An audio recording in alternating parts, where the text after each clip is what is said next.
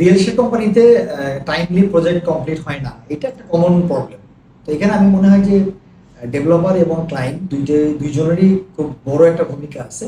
যেমন ডেভেলপার হিসাবে আমার তো একটা প্ল্যান থাকা উচিত যে অ্যাকচুয়ালি আমি একটা প্রজেক্টের কনস্ট্রাকশন, টাইম এবং সেল এবং রেভিনিউ, এইটাতে একটা আপনাকে খুব সতর্কভাবে আপনার একটা প্ল্যান করা উচিত। তো সেক্ষেত্রে দেখা যাচ্ছে ডেভেলপার যদি মনে করে যে আমি কোনো টাকা ইনজেক্ট করবো না, আমি কাস্টমারের টাকা দিয়ে আমি প্রজেক্ট বানাবো, এটাও যেমন ঠিক না। আবার তেমনি আপনি একটা কাস্টমার হিসেবে আপনি প্রোডাক্ট কিনলেন, আপনার যে টাইমলি পেমেন্টটা করার কথা সেটাও আপনি টাইমলি দিচ্ছেন না। আবার অনেক সময় আপনার অপশনাল মডিফিকেশন ডিসিশনগুলোও কাস্টমার ঠিক মতো দেন না। আবার হয়তো আপনি পেমেন্ট দিচ্ছেন কিন্তু ডেভেলপার আবার তার কাঙ্ক্ষিত প্রোগ্রেস করছে না কনস্ট্রাকশনে, তখন দেখা যাচ্ছে কাস্টমার আবার টাকা বন্ধ করে দেয়।